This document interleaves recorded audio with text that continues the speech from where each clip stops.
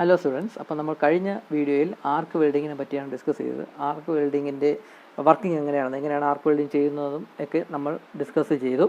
ഇപ്പോൾ എക്സാമിന് ഫിഗർ ചോദിക്കുകയാണെങ്കിൽ എക്സാമിന് ആർക്ക് വെൽഡിങ് പ്രോസസ്സ് എക്സ്പ്ലെയിൻ ചെയ്യാനായിട്ട് ചോദിക്കും. അപ്പോൾ ആ സമയത്ത് നമ്മൾ ഈ ഒരു ഫിഗറാണ് നമ്മൾ വരയ്ക്കേണ്ടത്. പറ്റുമെങ്കിൽ ഈ ഒരു ഫിഗർ വരയ്ക്കാനായിട്ട് ശ്രമിക്കുക. അപ്പോൾ ഈ ഫിഗർ വരച്ച് അതിൻ്റെ വർക്കിംഗ് എങ്ങനെയാണ് ഈ ആർക്ക് വെൽഡിങ് ചെയ്യുന്നതെന്ന് വളരെ സിമ്പിളായിട്ട് എഴുതാനൊക്കും.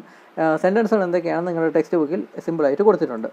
അപ്പോൾ അത് എഴുതാനായിട്ട് ശ്രമിക്കുക. അപ്പോൾ ആർക്ക് വെൽഡിങ് ഒരു 10 മാർക്സിൻ്റെ ക്വസ്റ്റ്യൻ ആയിട്ട് explain the process of arc welding എന്നൊക്കെ ചോദിക്കാം.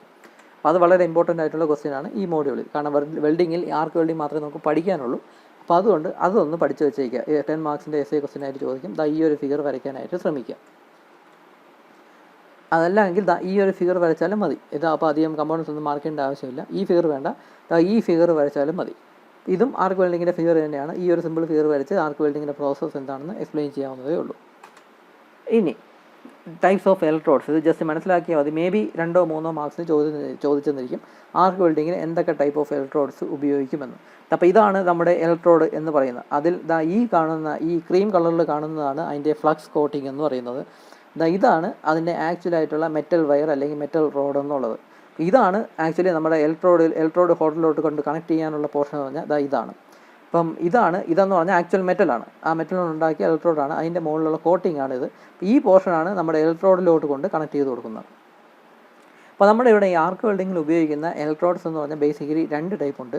ആദ്യത്തത് non consumable electrode. Non consumable electrode എന്ന് പറഞ്ഞാൽ ഇലക്ട്രോഡിൻ്റെ ലെങ്ത് ഈ ആർക്ക് വെൽഡിങ് ചെയ്യുന്ന സമയത്ത് കുറയത്തില്ല. കാരണം അതായത് ഇലക്ട്രോഡ് കൺസ്യൂം ചെയ്യുന്നില്ല, ഇലക്ട്രോഡ് ഉരുവി അതിൻ്റെ പുറത്തോട്ട് വീഴുന്നില്ല, വർക്ക് പീസിൻ്റെ പുറത്തോട്ട് വീഴുന്നില്ല. അങ്ങനൊരു രീതിയുള്ള ഇലക്ട്രോഡിലാണ് നോൺ കൺസ്യൂമബിൾ ഇലക്ട്രോഡ് എന്ന് പറയുന്നത്. അപ്പോൾ അതിൽ ഈ ഫില്ലർ മെറ്റീരിയൽ എന്ന് പറഞ്ഞാൽ ഇലക്ട്രോഡ് ആയിരിക്കത്തില്ല. കാരണം ഇലക്ട്രോഡ് മെൽറ്റ് ചെയ്ത് വർക്ക് പീസിൻ്റെ മുകളിലേക്ക് വീഴുന്നില്ല. അപ്പോൾ അതുകൊണ്ട് തന്നെ ഫില്ലർ മെറ്റീരിയൽ വേണമെങ്കിൽ നമ്മൾ എക്സ്ട്രാ മെറ്റീരിയൽ സപ്ലൈ ചെയ്ത് കൊടുക്കേണ്ടി വരും. വേറെ ഒരു വെൽഡിങ് റോഡ് വല്ലതും നമ്മൾ അതിൻ്റെ ഈ ആർക്കിലോട്ട് കാണിച്ച് എക്സ്ട്രാ ആയിട്ടുള്ള ഫില്ലർ മെറ്റീരിയൽ നമ്മൾ ആഡ് ചെയ്ത് കൊടുക്കേണ്ടി വരും. ഇത് സാധാരണ ആർക്ക് വെൽഡിങ്ങിൽ ഈ നോൺ കൺസ്യൂമബിൾ ഇലക്ട്രോഡ് യൂസ് ചെയ്യാറില്ല. അത് വേറൊരു ടൈപ്പ്, കുറച്ചും കൂടി അഡ്വാൻസ്ഡ് ടൈപ്പ് ഓഫ് വെൽഡിങ്ങിൽ മാത്രമേ ഈ നോൺ കൺസ്യൂമബിൾ ഇലക്ട്രോഡ് യൂസ് ചെയ്യാറുള്ളൂ. ആ പ്രോസസ്സ് നമുക്ക് പഠിക്കേണ്ടതായിട്ടില്ല. അപ്പോൾ നമ്മൾ സാധാരണ ഉള്ള ആർക്ക് വെൽഡിങ്, നമ്മൾ കഴിഞ്ഞ വീഡിയോയിലൊക്കെ പഠിച്ച ആർക്ക് വെൽഡിങ്ങിലാണെങ്കിൽ അതിലെല്ലാം കൺസ്യൂമബിൾ ഇലക്ട്രോഡാണ് യൂസ് ചെയ്യുന്നത്. കൺസ്യൂമബിൾ ഇലക്ട്രോഡ് എന്ന് പറഞ്ഞാൽ ഇലക്ട്രോഡ് ആർക്ക് വെൽഡിങ് ചെയ്യുന്ന സമയത്ത് ഇലക്ട്രോഡ് കുറഞ്ഞുകൊണ്ടിരിക്കും. അതിൻ്റെ ക്വാണ്ടിറ്റി, അതായത് ഇലക്ട്രോഡിൻ്റെ ലെങ്ത് കുറഞ്ഞുകൊണ്ടിരിക്കും. അപ്പോൾ അതിനെയാണ് കൺസ്യൂമബിൾ ഇലക്ട്രോഡ് എന്ന് പറയുന്നത്. ലെങ്ത് കുറയാൻ കാര്യം എന്ന് പറഞ്ഞാൽ ഈ ഇലക്ട്രോഡും കൂടെ മെൽറ്റായി ഈ വർക്ക് പീസിൻ്റെ മുകളിലേക്ക് ഡിപ്പോസിറ്റ് ആവുന്നുണ്ട്. അപ്പോൾ അതുകൊണ്ടാണ് ഇലക്ട്രോണിൻ്റെ ലെങ്ത് കുറഞ്ഞു വരുന്നത്. അപ്പോൾ കൂടുതൽ സമയം ചെയ്യും തോറും ഇലക്ട്രോണിൻ്റെ ലെങ്ത് കുറഞ്ഞു വന്നതിന് ശേഷം അത് അടുത്ത ഇലക്ട്രോഡ് എടുത്ത് ഫിക്സ് ചെയ്ത് കൊടുക്കേണ്ടി വരും. അപ്പോൾ അതിനെയാണ് കൺസ്യൂമബിൾ ഇലക്ട്രോഡ് എന്ന് പറയുന്നത്. ആ ടൈപ്പ് ഓഫ് ഇലക്ട്രോഡിനെയാണ് കൺസ്യൂമബിൾ ഇലക്ട്രോഡ് എന്ന് പറയുന്നത്. ഈ കൺസ്യൂമബിൾ ഇലക്ട്രോഡിൽ തന്നെ ഫ്ലക്സ് കോട്ടിംഗ് ഇല്ലാത്ത ഇലക്ട്രോഡിനെ ബെയർ ഇലക്ട്രോഡ് എന്നാണ് പറയുന്നത്. ഫ്ലക്സ് കോട്ടിംഗ് ഒന്നും ഇല്ലാത്ത ഇലക്ട്രോഡിനെ ബെയർ ഇലക്ട്രോഡ് എന്ന് പറയും. ഈ കാണുന്നതാണ് ബെയർ ഇലക്ട്രോഡ്. ഇതിൽ കോട്ടിംഗ് ഒന്നും ഇല്ലല്ലോ, അതിനെ ബെയർ ഇലക്ട്രോഡ് എന്ന് പറയും. അതേസമയം അതിൻ്റെ പുറത്ത് കോട്ടിംഗ് ഉണ്ട് എങ്കിൽ, ഫ്ലക്സ് കോട്ടിംഗ് ഉണ്ട് എങ്കിൽ അതിനെ കോട്ടഡ് ഇലക്ട്രോഡ് എന്ന് പറയും. സാധാരണ നമ്മൾ കോട്ടഡ് ഇലക്ട്രോഡ്സ് ആണ് ഇവിടെ നമ്മൾ ഡോമസ്റ്റിക് പർപ്പസിനെല്ലാം യൂസ് ചെയ്യുന്നത്. ഈ കാണുന്നതും കോട്ടഡ് ഇലക്ട്രോഡാണ്. ഒരു ഫ്ലക്സ് കോട്ടിംഗ് ഈ ഇലക്ട്രോഡ് വയറിൻ്റെ മുകളിൽ കാണും.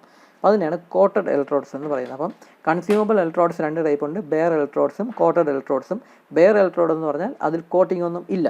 സാധാരണ പോലെ ജസ്റ്റ് ഒരു ഇലക്ട്രോഡ് ഇത് മാത്രമായിരിക്കും. അപ്പോൾ അതിൽ ഫ്ലക്സ് കോട്ടിംഗ് ഒന്നും ഇല്ലാത്തതുകൊണ്ട് അതിന് ഇവിടെ പ്രൊട്ടക്ഷൻ ഒന്നും ഉണ്ടാകത്തില്ല. ഷീൽഡ് പോലെ ഗ്യാസിൻ്റെ പ്രൊട്ടക്ഷൻ ഒന്നും ഇവിടെ ഉണ്ടാകത്തില്ല. അതേസമയം അങ്ങനെ പ്രൊട്ടക്ഷൻ, ഒരു ഷീൽഡ്, ഒരു ഗ്യാസിൻ്റെ എൻവലപ്പൊക്കെ വേണം അതിൻ്റെ ആർക്കിനെ പ്രൊട്ടക്ട് ചെയ്യണമെന്നുണ്ട് എങ്കിൽ കോട്ടഡ് ഇലക്ട്രോഡ്സ് ആണ് യൂസ് ചെയ്യേണ്ടത്. ഇപ്പോൾ മെയിൻലി യൂസ് ചെയ്യുന്നത് കോട്ടഡ് ഇലക്ട്രോഡ്സ് തന്നെയാണ്. മിക്കവാറും യൂസ് ചെയ്യുന്നത് കോട്ടഡ് ഇലക്ട്രോഡ്സ് തന്നെയാണ് ഇപ്പോൾ കൂടുതലും യൂസ് ചെയ്യുന്നത്. ബെയർ ഇലക്ട്രോഡാണ് യൂസ് ചെയ്യുന്നതെങ്കിൽ അതിൻ്റെ വെൽഡിൻ്റെ സ്ട്രെങ്ത് ഒക്കെ കുറയും. കാരണം ഈ ആർക്കും അറ്റ്മോസ്ഫിയറിലുള്ള ഓക്സിജനും നൈട്രജനായിട്ട് കമ്പൈൻ ചെയ്ത് റിയാക്ട് ചെയ്ത് ഇമ്പ്യൂരിറ്റീസ് ഒക്കെ ഉണ്ടാവും. അത് ഈ വെൽഡിൻ്റെ അകത്തോട്ടൊക്കെ പെട്ടുപോകും. അതുകൊണ്ട് വെൽഡിൻ്റെ സ്ട്രെങ്ത് കുറയും ബെയർ ഇലക്ട്രോഡ്സ് ഒക്കെയാണ് ഉപയോഗിക്കുന്നതെങ്കിൽ.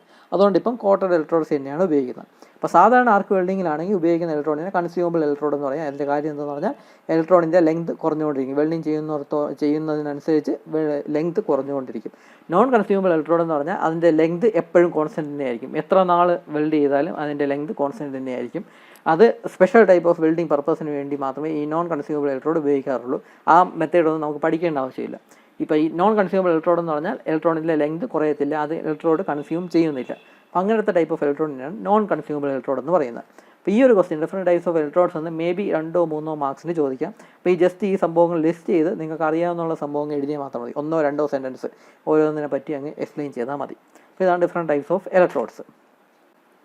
പിന്നെ ഞാൻ പറഞ്ഞു, നമ്മുടെ ഈ ഇതിലാണെങ്കിലും നമ്മുടെ ഈ കോട്ടഡ് ഇലക്ട്രോഡ്സിലാണെങ്കിലും ഇത് ഈ കോട്ടിങ് മെൽറ്റ് ചെയ്ത് ഒരു ഗ്യാസ് ഉണ്ടാവും, ആ ഗ്യാസ് ഷീൽഡ് ഇവിടെ ആക്ട് ചെയ്യുമെന്നും പറഞ്ഞു. പക്ഷേ ഈ ഗ്യാസ് ഷീൽഡ് ഈ മോൾട്ടൺ മെറ്റലുമായിട്ട് മിക്സായി കുറച്ച് ഇമ്പ്യൂരിറ്റീസ് സ്ലാഗ് ഫോം ചെയ്യും എന്നും പറഞ്ഞു. ഇവിടെ ഈ ഒരു ഫോട്ടോയിൽ പറഞ്ഞായിരുന്നു, ഇവിടെ ഇങ്ങനെ ഒരു സ്ലാഗ് ഉണ്ടാവും എന്നും പറഞ്ഞായിരുന്നു. അതായത് ഈ ഗ്യാസിൻ്റെ ഷീൽഡ് അതും ഈ മോൾട്ടൺ മെറ്റലുമായിട്ട് മിക്സായി കുറച്ച് ഇമ്പ്യൂരിറ്റീസ് ഇവിടെ ഫോം ചെയ്യുമെന്ന് പറഞ്ഞു. ആ ഇമ്പ്യൂരിറ്റീസ് പറഞ്ഞാൽ ഡെൻസിറ്റി കുറഞ്ഞ ഇമ്പ്യൂരിറ്റീസാണ്. അതൊരു സ്ലാഗ് ഒരു ലെയറായിട്ട് ഇതിൻ്റെ മുകളിൽ വെൽഡിൻ്റെ മുകളിൽ അങ്ങനെ ഒരു പാട പോലെ ഒരു ലെയർ പോലെ അങ്ങ് ഡിപ്പോസിറ്റ് ആയിക്കോളും എന്ന് പറഞ്ഞു. ഈ സ്ലാഗിനെ നമുക്ക് ഈസിയായിട്ട് റിമൂവ് ചെയ്യാമെന്ന് ഞാൻ കഴിഞ്ഞ വീഡിയോയിൽ പറഞ്ഞു. അതിൻ്റെ ഫോട്ടോയാണ് ഈ കാണുന്നത്. ഇതാണ് ആക്ച്വൽ വെൽഡ് എന്ന് പറഞ്ഞാൽ ആ വെൽഡിൻ്റെ മുകളിൽ ഒരു കോട്ടിങ് പോലെ ഒരു സ്ലാഗിൻ്റെ പാട്ട് കാണും. ഇത് നമുക്ക് ഹാമറൊക്കെ ഇട്ട് ജസ്റ്റ് ഒന്ന് തട്ടി കൊടുത്താൽ മതി, ഈ സ്ലാഗിനെ നമുക്ക് ഈസി ആയിട്ട് റിമൂവ് ചെയ്യാൻ പറ്റും. ഇവിടെ നോക്കാം, ഇതൊക്കെ സ്ലാഗിൻ്റെ ലെയറാണ്, അതിനെ നമുക്ക് ഈസി ആയിട്ട് അങ്ങ് റിമൂവ് ചെയ്യാം. അതിൻ്റെ അകത്തായിരിക്കും ഈ വെൽഡ് എന്ന് പറഞ്ഞാൽ ആക്ച്വൽ വെൽഡ് എന്ന് പറഞ്ഞാൽ ഈ സംഭവം. അപ്പോൾ ഇതാണ് സ്ലാഗ് എന്ന് പറയുന്ന സംഭവം. അത് ഇമ്പ്യൂരിറ്റി തന്നെയാണ്, പക്ഷേ ഈ വെൽഡിൻ്റെ അകത്ത് മിക്സായി കിടക്കത്തില്ല, വെൽഡിൻ്റെ മുകളിൽ ഒരു പാട പോലെ അതങ്ങ് കിടന്നോളും. അതിനെ നമുക്ക് ഈസി ആയിട്ട് അങ്ങ് റിമൂവ് ചെയ്യാം, ജസ്റ്റ് ഒന്ന് ചിപ്പ് ചെയ്ത് അതിനെ ഈസി ആയിട്ട് റിമൂവ് ചെയ്യാൻ നോക്കും.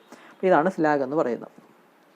ഇനി ആർക്ക് വെൽഡിങ്ങിൽ ഉപയോഗിക്കുന്ന വോൾട്ടേജ് ടെമ്പറേച്ചറൊക്കെ എങ്ങനെയാണെന്ന്. അപ്പോൾ ഈ ആർക്ക് വെൽഡിങ്ങിന് വേണ്ടി എന്തായാലും നല്ലൊരു പവർ സോഴ്സ് വേണം. ഇലക്ട്രിസിറ്റി ഉണ്ടെങ്കിൽ മാത്രമേ ആർക്ക് വെൽഡിങ് നമുക്ക് ചെയ്യാനൊക്കത്തുള്ളൂ. അതിന് AC-യോ DC-യോ ഉപയോഗിക്കാം, രണ്ടും നമുക്ക് യൂസ് ചെയ്യാം. സാധാരണ DC ആണ് ഉപയോഗിക്കുന്നതെങ്കിൽ കുറച്ചും കൂടെ സ്റ്റേബിൾ ആയിരിക്കും ആ ആർക്ക് കുറച്ചും കൂടെ സ്റ്റേബിൾ ആയിരിക്കും DC ആണ് ഉപയോഗിക്കുന്നതെങ്കിൽ. പക്ഷേ DC റെഡിലി അവൈലബിൾ ആയിരിക്കത്തില്ല. സാധാരണ AC ആണല്ലോ നമുക്ക് റെഡിലി അവൈലബിൾ ആയിട്ടുള്ളത്. അപ്പോൾ അതുകൊണ്ട് കൂടുതലും യൂസ് ചെയ്യുന്ന AC ആണ്, DC-യെക്കാളും. DC ആണ് കുറച്ചും കൂടെ ആർക്ക് സ്റ്റേബിളായിട്ട് കിട്ടാൻ. എന്നാൽ അവൈലബിലിറ്റി ഇഷ്യൂ ഉള്ളതുകൊണ്ട് AC നമുക്ക് യൂസ് ചെയ്യാം. ഈ ആർക്കിൻ്റെ ടെമ്പറേച്ചർ എന്ന് പറഞ്ഞാൽ 3600 ഡിഗ്രി സെൽഷ്യസ്, അത്രത്തോളം ഹൈ ടെമ്പറേച്ചറാണ് ഈ ആർക്കിനുള്ളത്. ആ ആർക്കിൻ്റെ സെൻറ്ററിൽ, ആ ആർക്കിൻ്റെ കോറിൽ 6500 ഡിഗ്രി സെൽഷ്യസ് വരെയുള്ള ടെമ്പറേച്ചർ റെക്കോർഡ് ചെയ്തിട്ടുണ്ട്. അതായത് ആർക്കിൻ്റെ സെൻറ്റർ, അതിൻ്റെ നടുക്ക് ആർക്കിൻ്റെ മിഡിൽ പൊസിഷൻ എന്നൊക്കെ പറയാം, അതിൻ്റെ പെർഫെക്റ്റ് സെൻറ്ററിൽ 6500 ഡിഗ്രി സെൽഷ്യസ് അത്രത്തോളം ഹൈ ടെമ്പറേച്ചറൊക്കെ ഫോം ചെയ്യുന്നുണ്ട്. പക്ഷേ നമ്മൾ ആ ആർക്ക് ടച്ച് ചെയ്ത് വരുന്ന വർക്ക് പീസുമായിട്ട് ടച്ച് ചെയ്ത് വരുന്ന പോർഷനിൽ 3600 ഡിഗ്രി സെൽഷ്യസ് ആയിരിക്കും അതിൻ്റെ ടെമ്പറേച്ചർ എന്ന് പറയുന്നത്. ഈ ആർക്ക് വെൽഡിങ്ങിന് വേണ്ടി ഉപയോഗിക്കുന്ന വോൾട്ടേജ് എന്ന് പറഞ്ഞാൽ വളരെ ലോ വോൾട്ടേജ് ഹൈ ആംബിയർ ഉള്ള കറണ്ടാണ് ഉപയോഗിക്കുന്നത്. അതിൻ്റെ വോൾട്ടേജ് എന്ന് പറഞ്ഞാൽ 20 to 80 അത്രയും വോൾട്ടേജ് മാത്രമേ ആവശ്യമുള്ളൂ. പക്ഷേ അതിൻ്റെ ആംബിയർ എന്ന് പറഞ്ഞാൽ 80 to 500 ആംബിയർ, അത്രത്തോളം ഹൈ ആംബിയർ ഉള്ള കറണ്ടാണ് നമ്മളിവിടെ യൂസ് ചെയ്യുന്നത്, ആർക്ക് വെൽഡിങ്ങിന് വേണ്ടി യൂസ് ചെയ്യുന്നത്. അപ്പോൾ ഈ പോയിൻറ്റ്സ് ജസ്റ്റ് ഒന്ന് നോട്ട് ചെയ്ത് വയ്ക്കുക. ഇതും ആർക്ക് വെൽഡിങ് നിങ്ങൾ എക്സ്പ്ലെയിൻ ചെയ്യുന്ന സമയത്ത് 10 മാർക്സിൻ്റെ ആൻസർ ആയിട്ട് എഴുതുന്ന സമയത്ത് ഈ കുറച്ച് പോയിൻറ്റ്സ് കൂടെ നിങ്ങൾക്ക് ലിസ്റ്റ് ചെയ്യാൻ സാധിക്കും. അതിൻ്റെ ആർക്കിൻ്റെ ടെമ്പറേച്ചറും ആർക്കിൻ്റെ സെൻറ്ററിൻ്റെ ടെമ്പറേച്ചറും ഉപയോഗിക്കുന്ന വോൾട്ടേജിൻ്റെ റേഞ്ച്, കറണ്ടിൻ്റെ ഏജ്, പവർ സോഴ്സ് എന്തൊക്കെയാണ്, ഇതും ഈ ഒരു 4-5 പോയിൻ്റ് കൂടെ ലിസ്റ്റ് ചെയ്യാൻ സാധിക്കും. അപ്പോൾ ആർക്ക് വെൽഡിങ്. ഇനി അടുത്ത ഈ ആർക്ക് വെൽഡിങ്ങിൻ്റെ അഡ്വാൻറ്റേജസ് ആണ്.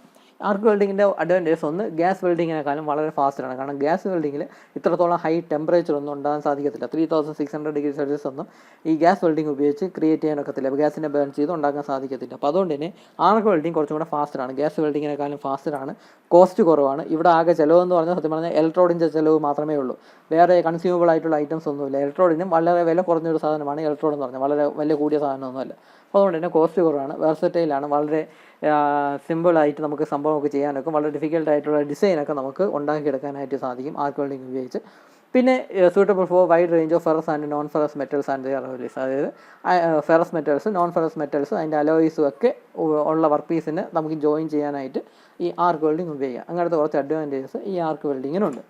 പക്ഷേ ലിമിറ്റേഷൻ എന്തൊക്കെയാണെന്ന് പറഞ്ഞാൽ തിൻ സെക്ഷൻസ്, അതായത് വർക്ക് പീസിന് അതിൻ്റെ തിക്നെസ് കുറവാണെങ്കിൽ ആർക്ക് വെൽഡിങ് യൂസ് ചെയ്യാനൊക്കത്തില്ല. ഒരു 4-5 mm ഉള്ള ഒരു വർക്ക് പീസാണ് എങ്കിൽ അതൊന്നും ഈ ആർക്ക് വെൽഡിങ് ഉപയോഗിച്ച് നമുക്ക് ചെയ്യാനൊക്കത്തില്ല. കുഴപ്പമെന്തെന്ന് വെച്ചാൽ നമ്മുടെ ആർക്ക് വെൽഡിങ്ങിൽ ആർക്ക് അടുത്തോട്ട് ഈ തിക്നെസ് കുറവാണ് എങ്കിൽ ആർക്ക് അടുത്തേക്ക് കൊണ്ട് ചെല്ലുമ്പോൾ തന്നെ ചിലപ്പം അത് ഫുൾ അങ്ങ് ഉരുകിപ്പോയെന്ന് പറയാം, അതിൻ്റെ തിക്നെസ് മൊത്തത്തിൽ അങ്ങ് മെൽറ്റായി പോയെന്നിരിക്കും. അപ്പോൾ ചെറുതായിട്ട് ഒരു ഹോൾ തന്നെ ഉണ്ടാവും, എവിടെയാണോ ജോയിൻറ്റ് വേണ്ടത് ആ സ്ഥലത്ത് ഒരു ഹോൾ പോലെയൊക്കെ ആയിപ്പോയെന്നിരിക്കും. തിക്നെസ് കുറവാണ് എങ്കിൽ അതിൻ്റെ ആർക്കിൻ്റെ ഹെവി ടെമ്പറേച്ചർ മൂലം അത് ഫുൾ അങ്ങ് മെൽറ്റായി പോയെന്നിരിക്കാം. അതുപോലെ തന്നെ ഈ ആർക്ക് കൊണ്ട് ടച്ച് ചെയ്യുന്ന സമയത്ത് ആ ടച്ച് ചെയ്യുന്ന ഭാഗത്തുള്ള മെറ്റൽ മെൽറ്റ് ആവുകയും ബാക്കിയുള്ള ഭാഗത്തുള്ള മെറ്റൽ ചൂടാവുകയും ചെയ്യും, വർക്ക് പീസ് മൊത്തത്തിൽ ചൂടാവുകയും ചെയ്യും. അങ്ങനെ ഹീറ്റായപ്പം അതങ്ങ് എക്സ്പാൻഷൻ നടക്കും, ചെറുതായിട്ടൊന്ന് എക്സ്പാൻഡ് ചെയ്യുകയും ചെയ്യും.